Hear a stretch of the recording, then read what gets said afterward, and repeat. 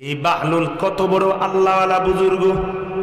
বাহলুল মাঝে মধ্যে কবরস্থানে যাইতেন, ভাঙ্গা কবর যেখানে থাকতো ভাঙ্গা কবরের ভিতরে মাঝে মধ্যে নামতে। বাহলুল মাঝে মধ্যে ভাঙ্গা কবরের পাশে এরকম ভাবে ঠ্যাংটা পাও দুইটা ঝুলাইয়া কবরের পাশে বসে থাকতেন। বাচ্চা হারুন আর রশিদ ডাক দিয়ে বলে, রে বাহলুল, তোমার মতো পাগল দুনিয়াতে আর দেখা যায় না। বাহলুল ডাক দিয়ে বলো, বাদশাহ কেমনে বুঝলেন? আমি তো যেই জায়গায় এখানে বসে রয়েছি এই জায়গাতে যারা বসবাস করে এরা কোনোদিন মানুষকে কষ্ট দেয় না। এই কবরবাসীরা কি মানুষকে কষ্ট দেয়? তবে কবরের ভিতরে কত দাঙ্গা হাঙ্গামা বাঁধানেওয়ালা পৃথিবীর মধ্যে যত তাদের সুপার পাওয়ার ক্ষমতা ছিল এমন কবরস্থানে চলে গেছে, ওদের মুখের জবানে আওয়াজ আছে। আর জোরে বলেন আছে? এ দোস্ত বাহলুল, মনে আছে তো বাহলুলের কথা? বাহলুল এই কবরস্থানে বসে থাকতো। বাহলুল ডাক দিয়ে বলে, হারুন আর রশিদকে ডাক দিয়ে বলে, জানো জানি যাদের সামনে নিয়ে বসে আছি ওরা কোনোদিন মানুষকে কষ্ট দেয় না। বাহলুল ডাক দিয়ে বলে, ও বাচ্চা হারুন আর রশিদ, তুমি, আমি তো পাগল, তোমার পাগলামি কবে ভালো হবে? তোমার পাগলামি কবে ভালো হবে? বলে কেন? বলে তুমি যেই জায়গাতে থাকো রাজপ্রাসাদে থাকো, বড় বড় গরু পালন করেছো, বড় বড় মাছ পালন করেছো, জনগণকে তুমি বলো গোশতের পরিবর্তে তুমি কাঁঠালের বার্গার বানাও, বেগুনের পরিবর্তে তুমি আল্লাহু আকবার ওই কি কয় মিষ্টি কুমড়ার বেগুনে বানাও, আর তুমি মুচ্ছে মুচ্ছে খাও। এ বাচ্চা, তুমি যে ওখানে থাকো তুমি কি জানো তোমার ওই রাজপ্রাসাদ আসলে স্থায়ী ঠিকানা নয়, তোমার এই কবরস্থানেই হবে স্থায়ী ঠিকানা। জন্মিলে মানুষের মরণ হবে, জীবনে ওপারে যেতে হবে, সাদা কাফনে জড়াতে হবে। ঠিক কিনা গো? বাদশা হারুন আর রশিদ আসলে বুঝতে পেরেছে বাহলুল তো ওই সেই পাগল না, ওটা হচ্ছে আল্লাহর পাগল। বলেন আল্লাহু আকবার। বাদশা হারুন আর রশিদ একদিন বাহলুলকে ডেকে বলে, বাহলুল, আমি তোমার কাছে একটা ছড়ি দিচ্ছি, এই লাঠি দিচ্ছি, এই লাঠিটা তুমি তো আমার দেশে বিভিন্ন প্রান্তে প্রান্ত ঘোরো, তবে তোমার চাইতে নির্বোধ যাকে পাইবা তার হাতে তুমি এই লাঠিটা দিবা। বাচ্চা যেহেতু বলেছে কথা খণ্ডনের কোনো সুযোগ নাই।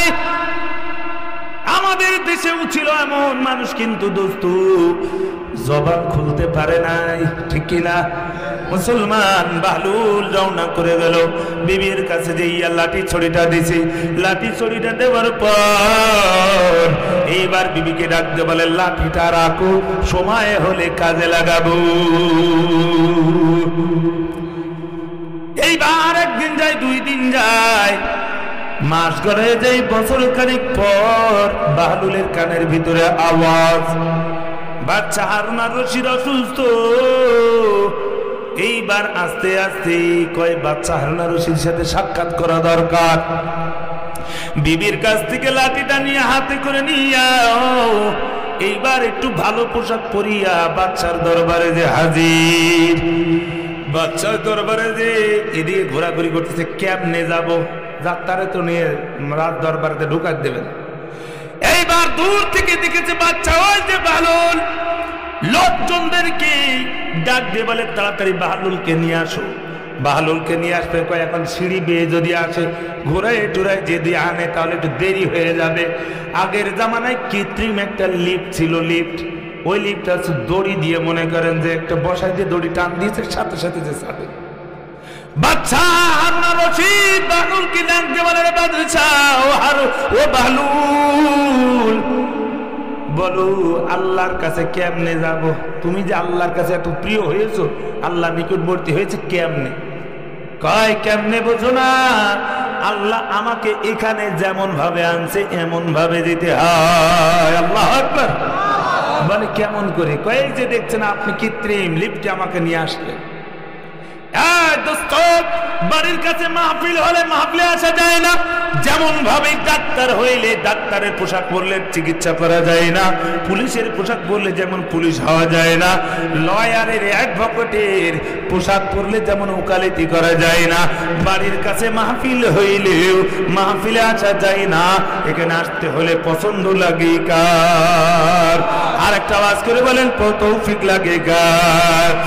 এর নিহালপুরের মুসলমান বাহলুল ডাক দিয়ে বলে, বাদশাহ আপনার অবস্থা কি একটু জানতে চায়।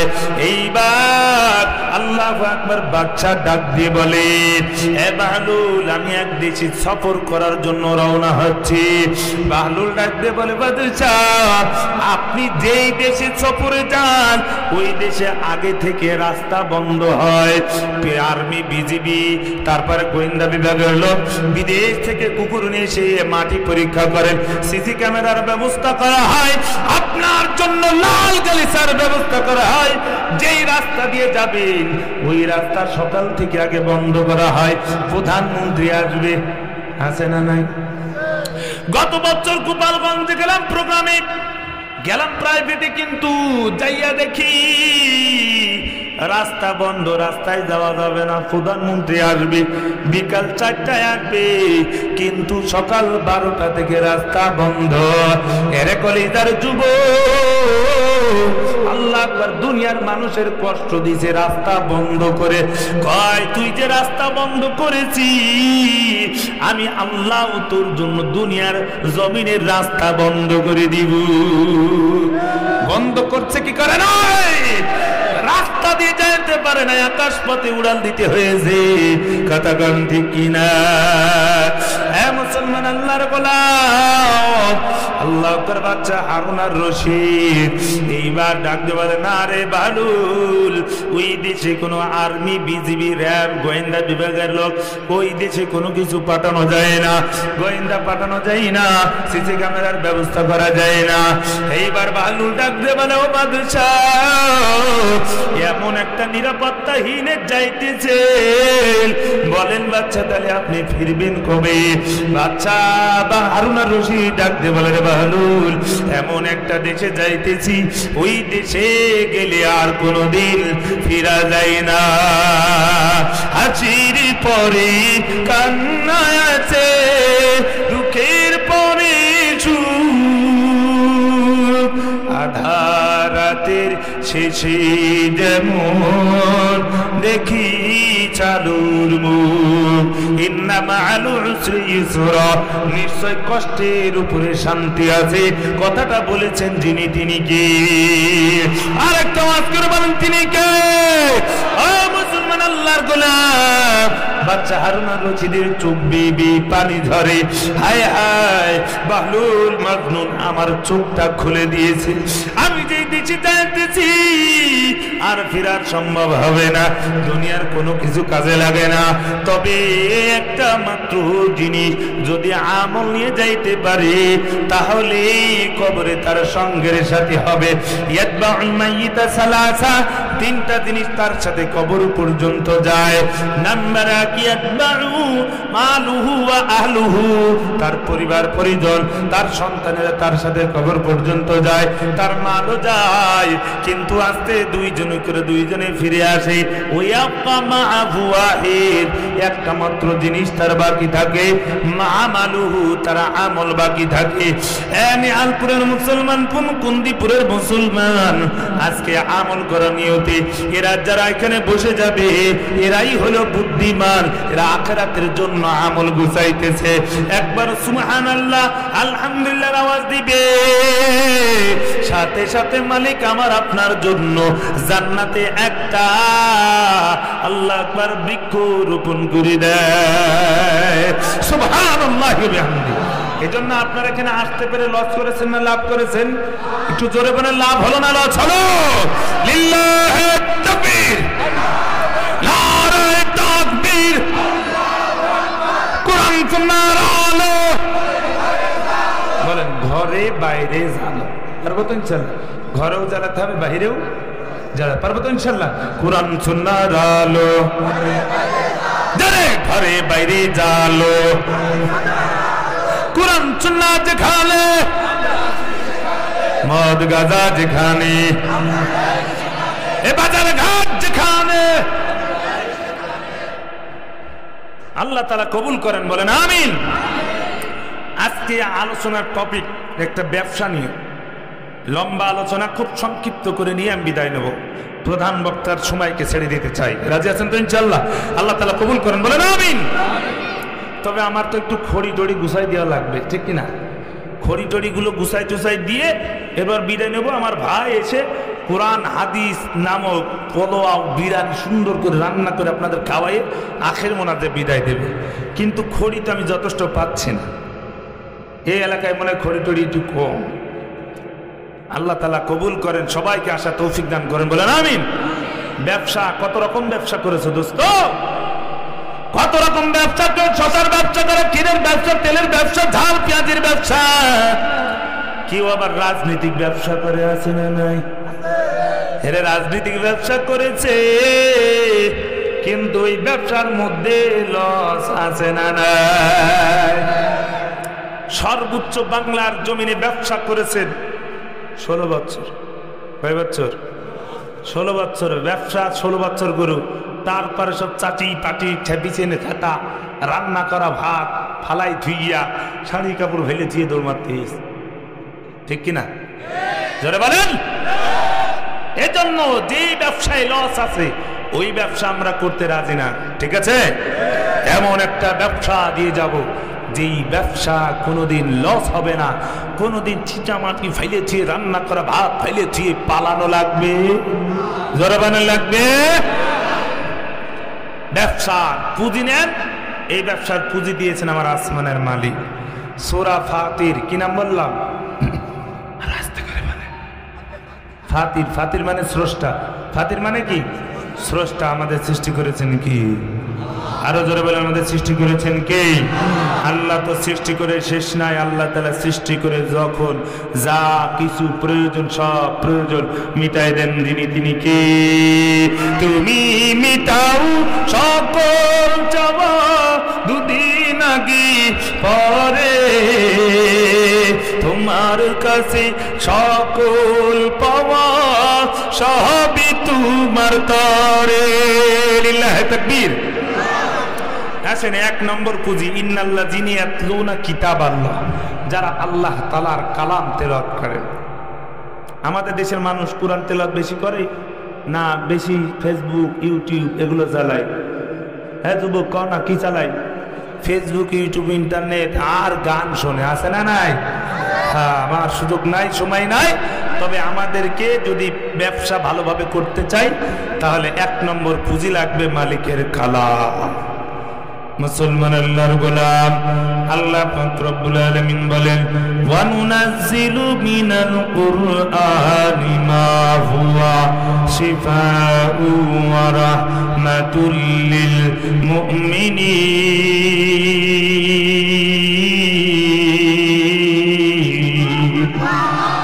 নেহালপুরের মুসলমান, কোন দলাদলি বুঝি না, কোন পীর মুরিদি বুঝি না। কোরআনের কথা সবাইকে শুনতে হবে। এই ব্যবসা কোন আমলিকের দেয় নাই, বিএনপির দেয় নাই, চরমনায় জামাত ইসলাম, জাসদ বাসদকে কাউকে দেয় নাই। যারা এই সমস্যার সমাধান নেওয়ার জন্য কোরআন নামক ফার্মেসিতে আসবে, সব সমস্যার সমাধান দিতে পারে একমাত্র, জোরে পারেন একমাত্র। সমাধান খুঁজে খুঁজে ক্লান্ত হয়েছ যারা, সমাধান যদি নিতে চাও, লিল্লাহি তাকবীর, নারায়ে তাকবীর। মুসলমান আল্লাহর গোলাম, এই জন্য আল্লাহ পাক রব্বুল আলামিন কোরআনটাকে রহমত এবং শেফা হিসেবে পাঠাইছেন। ও পর্দার অন্তরালের মাগো, কিন্তু এই কোরআন কোরআনটারে এই ঘর থেকে বের করিয়া আজকে তুমি তোমার মসজিদে জায়গায় স্থান করে দিয়েছ। নেহালপুরের মুসলমান, কোরআনটারে কেউ যদি ভালোবাসি, কোরআনটারে যদি কেউ মহব্বত করে, এ মুসলমান কোরআনটারে যদি নিজে একটু নজর করে তাকায়, বুকে জড়ায় ধরে, তাহলে আন্নাযরু ইলা মাসহাফি ইবাদা, কোরআনের দিকে শুধু যদি চোখ মেলে তাকায়, যদি একবার বুকে জড়ায় ধরে, ইবাদতের সব লিখে দেন তিনি কি। ওরে নেহালপুরের মুসলমান, সাইয়্যিদ আরশাদ মাদানী রহমতুল্লাহি আলাইহি সন্তানকে আপনি কোরআন না শিক্ষা দিলেন, কত বড় শাস্তি আজকে সময় হবে না। আল্লাহ তাআলা কোরআনের ভিতরে অসংখ্য জায়গায় বলে দিয়েছেন, কোরআনটারে সন্তানকে শিখাইলি না, কোরআন থেকে তোর মেয়েটারে সন্তানটারে দূরে সরায় রাখলি, সাবধান আমি আল্লাহ তাআলা তোদের একদিন দূরে সরায় রাখবো। আর কাল কিয়ামতের ময়দানে ওই সন্তানগুলো তোমার জন্য মামলা দায়ের করবে আল্লাহর আদালতে। এ সন্তানের পিতামাতারা ধরা পড়ে যাবে। কলিজার যুবক, আল্লাহু আকবার। সাইয়্যিদ আরশাদ মাদানী রাহমাতুল্লাহ আলাইহি বলেন, এ দুনিয়ার মানুষ, কোরআনের যদি একটু নজরও করে, ইবাদতের সব লিখে দেয়। ঘটনাটা বোঝানোর জন্য একটু বলি ঘটনা। সাইয়্যিদ আরশাদ মাদানী রাহমাতুল্লাহ আলাইহি বলেন, আল্লাহু আকবার, ভারতের একটা অজবর গ্রামে, এই গ্রামের ভিতরে আল্লাহু আকবার অধিকাংশ হিন্দুরা বসবাস করে, কয়েক ঘর মাত্র মুসলমান বসবাস করে। কিন্তু ওই ঘরের ভিতরে একজন আল্লাহর প্রেমিক, কোরআন প্রেমিক ছিল, গামছা বিক্রেতা, গামছা বিক্রয় করে করে বেড়ায়। হঠাৎ করে একদিন কানের ভিতরে আওয়াজ, কে যেন একটা কোরআন বিক্রয় করবে, দৌড়ে গেছে, যাইয়া ডাক দিয়ে বলে, ভাই আপনি কোরআন বিক্রি করবেন নি? বলে, হ্যাঁ কোরআন বিক্রি করতে চাই। দাম কত? বলে 3 টাকা দাম। কয় 3 টাকা দাম? কোরআনওয়ালা ভাই, আমার কাছে 2 টাকা আছে, যদি সম্ভব হয় আমার একটু কোরআনটা আমার কাছে বিক্রি করে দাও। কোরআন বিক্রেতা করে বলে, ওরে গামছা বিক্রেতা ভাই, না না, কোরআন বিক্রয় করা যাবে না, টাকা লাগবে 3 টাকা। ডাক দিয়ে বলে, ভাই আপনি কোরআনটারে কারো কাছে বিক্রি করুন, আমি ক্রয় করতে চাই। আল্লাহর বান্দা দৌড়ায় বাড়িতে যে হাজির। আল্লাহ করে আলমিরার ভিতরে খুঁজে একটা টাকা পাইছে, দৌড়ায় যে গামছা বিক্রেতা, কোরআন বিক্রেতার কাছে যে হাজির। ডাকতে বলে, কোরআনটা আমার কাছে দিয়ে দাও। কোরআনটা দিয়ে দিল। আল্লাহর বান্দা কোরআনটা বুকে জড়ায় ধরে রওনা করেছে। এ মুসলমান, কোরআন বিক্রেতা ডাক দিয়ে বলে, ও কোরআনওয়ালা ভাই, গামছা বিক্রেতা ভাই, তুমি কি কোরআন পড়তে পারো? বলে, না না, আমি কোরআন পড়তে পারি না। বলে, তাহলে নাও কেন? বলে, আমি কোরআনটারে বড় ভালোবাসি। কোরআনটা নিয়ে যাই আলমিরার ভিতরে রাখছি। রাখবার পর আল্লাহর বান্দা একদিন যায়, 2 দিন যায়, হঠাৎ করে ওই ঘরের ভিতর থেকে কান্নার আওয়াজ। ভিতরে যখন কান্নার আওয়াজ, এলাকার লোকজন সবাই বাড়িতে যে হাজির। ডাক দিয়ে বলে, কে কান্দি? কয়, দেখে একটা মেয়ে কান্না করে। বলে, মাগো তুমি কেন কান্না করো? বলে, দেখেন আমার বাবার শরীরটা যেন ঠান্ডা হয়ে গেছে, আমার বাবা মুখ দিয়ে গেজা বের হইতে হইতে বাবার কথা বন্ধ হয়ে গেছে। এরা নবীর উম্মতের দল। মেয়েটার কথা শুনিয়া এলাকার লোকজন শরীরে হাত দিয়ে দেখে, আসলে বাবা দুনিয়া থেকে বিদায়। গামছা বিক্রেতা আর বেঁচে নাই। এইবার মেয়েটাকে সান্ত্বনা দিয়ে বলে, মা গো টেনশন করিও না, দুনিয়াতে সবার বাবা চিরকাল থাকে না। আল্লাহর বান্দিকে সান্ত্বনা দিয়ে এবার এলাকার লোকজন টেনশনে পড়ে গেল, কে এই লোকটার জানাজা পড়াইবে? জানাজা পড়ানোর মতো আমাদের এলাকার ভিতরে কোনো মানুষ নাই। এইবার আল্লাহর বান্দারা সিদ্ধান্ত নিল, এই লোকটাকে নিয়ে যাইয়া আমরা গোসল টোসল করাইয়া রাস্তার পাশে দাঁড়াইব। রাস্তার পাশে দাঁড়াইয়া কোনো যদি আলেম আসে, হুজুর আসে, তার দিয়ে জানাজা পড়ায় নেব। নেহালপুরের মুসলমান, এইবার আল্লাহর বান্দা আল্লাহ করে গোসল করে রাস্তার পাশে দাঁড়ায় রাখলো। সাইয়্যিদ আরশাদ মাদানী রাহমাতুল্লাহ আলাইহি ঘটনা বর্ণনা করে, হঠাৎ করে একজন ঘোড়ায় চড়িয়া, কে যেন মাথায় সুন্নতি টুপি, আল্লাহ করে শরীরের ভিতরে সুন্নতি পোশাক। লোকটারে ডাক দিয়ে বলে, ও কলিজার ভাই, আপনি কি জানাজা পড়াইতে পারেন? বলে হ্যাঁ। একটু যদি জানাজা পড়াই দিতে তাহলে আমরা বড় খুশি হইতাম, আল্লাহ খুশি হইতো। ডাক দিয়ে বলে, আমার অফিসের সময় হয়ে যায়, তারপরও আপনারা রিকোয়েস্ট করতেছেন আসেন জানাজা পড়াইয়া দিই। জানাজা পড়াইয়া দেওয়ার পর বলে, একটু নামায়া দেন। কবরের ভিতর নামাই দিয়ে আল্লাহর বান্দা চলে গেল। অফিসে যাইয়াও এইবার দেখি যে কার্ডটা, তার এনআইডি কার্ড, পরিচয়পত্র কার্ড খুঁজে পাওয়া যায় না। কার্ড ছাড়াও অফিসে ঢুকতে দিবে না। আল্লাহর বান্দা কি করবে? আস্তে খালি খুঁজে খুঁজতে খুঁজতে ওই এলাকায় যে হাজির, তারা এলাকার লোকজনকে ডাক দিয়ে বলে, ভাই আমার দিল সাক্ষী দেয়, আমার মন বলে কবরের ভিতরে আমার আইডি কার্ডটা পড়ে গেছে। ডাক দিয়ে বলে, যদি শরীয়ত বাধা না দেয় তাহলে আপনি কবর খনন করতে পারেন, আমার কোনো অসুবিধা নাই। আল্লাহর বান্দা কবর খনন করলো। কবর খনন করিয়া খাপাসি যখন উঠেছি, এইবার তাকায় দেখেন কবরের ভিতরে কি সুন্দর একটা ডেকোরেশন।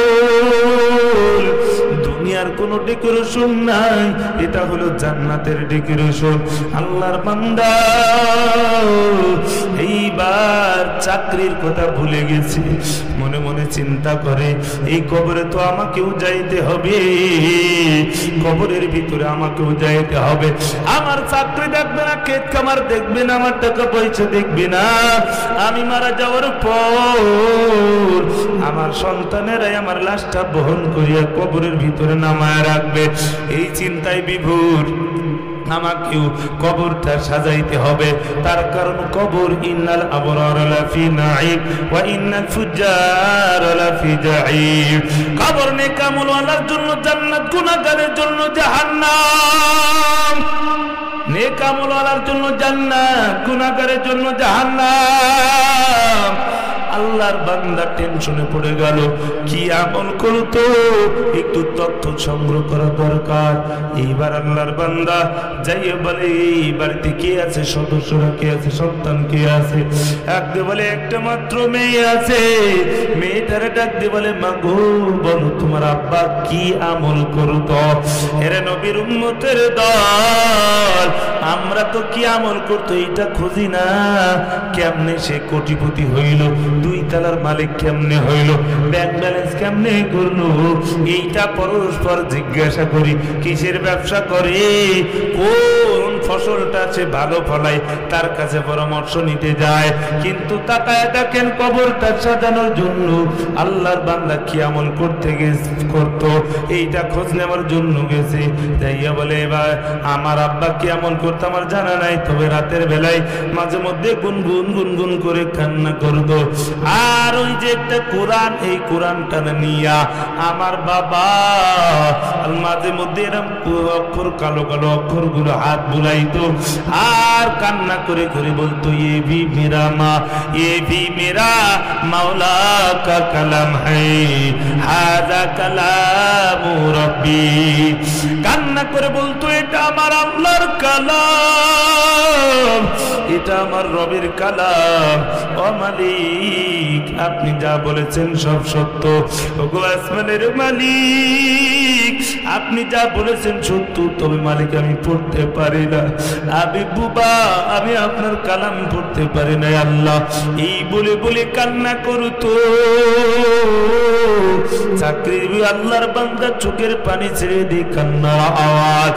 এরা নবীর উম্মতের দল, এ কোরআন তো তেমন কোরআন, মৃত্যু সজ্জায় চাইতো একজন ব্যক্তির কাছে যদি পাঠ করা হয়, সাথে সাথে তার মৃত্যুটা সহজ হয়ে যায়, মৃত্যু যন্ত্রণা কমায় দেয়।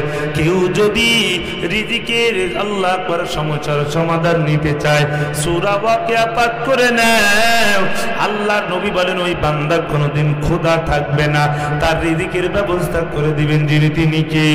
বলে শুধু কি তাই, কবরে যাইবে কবরে গেলেও যদি, আল্লাহু আকবার, এই কবরে যাওয়ার পরেও যদি এই কোরআনওয়ালা হয়ে কবরে যায়, ইদা উদিয়াল মাইয়িতু ফি কবরিহি জাআল কুরআন, যখন মাইয়িতকে কবরে রাখা হবে, যদি সে কোরআন প্রেমিক হয় তো সাথে সাথে কবরে কোরআন আড়াল হয়ে যাবে, মুনকার নেকিরকে ডিস্টার্ব করা যাবে না। চিল্লায়ে বলেন না সুবহানাল্লাহ। নিহালপুরের মুসলমান, আল্লাহ আকবার, যদি সন্তান কোরআন তেলাওয়াত করে, বাবার কবরে যাইয়া নূরের আলো হইয়া পৌঁছায় যায়। মার সন্তান যদি পাঠ করে, মায়ের কবরে কোরআনের নূর কবর পর্যন্ত পৌঁছায় যায়। নিহালপুরের মুসলমান, এখানে অনেকে আছে নিজের বাবার লাশটারে কবরে নামাইছে, মায়ের লাশটারে কবরে নামাইছে। কলিজার যুবক, আল্লাহু আকবার, ওই কবরে মা শোয়া রয়েছে, বাবা শোয়া রয়েছে, মনে কি নাই? আল্লাহ আকবার, ওই বাবা মসজিদে একটু গেছে, জুমার দিন একটু জিলুপির টুকরা দিছে, জিলুপির টুকরার দিকে একবার তাকায়, আবার অনেকে জিলুপির টুকরাটা পেয়ে খায়, কিন্তু বাবা জিলুপির টুকরার দিকে তাকায় তাকায় মনে মনে বলি, আমার বাড়িতে একটা পাগল আছে, আমার ছেলেটার জন্য যদি এই জিলুপির টুকরাটা নিয়ে যাইতে পারি, আল্লাহ আকবার, সন্তান খুশি হবে। এই চিন্তায় করিয়া তোমার আমার খুশির জন্য বাবাই জিলুপি টুকরা খাইলাই, বাবাই সিরা পোশাক পরেছে, তোমার আমারে ভালো পোশাক পরাইছে, মা অসুস্থতায় ভুগে, তোমার আমার জন্য আল্লাহু আকবার চিকিৎসার জন্য, লেখাপড়া করার জন্য মা এই দিনকে দিন কষ্ট করেছে। ওই মা বাবা জানি কার নাই, আল্লাহ আকবার, মা বাবার জন্য দোস্ত আমিও চলে যাব, আপনিও চলে যাবেন।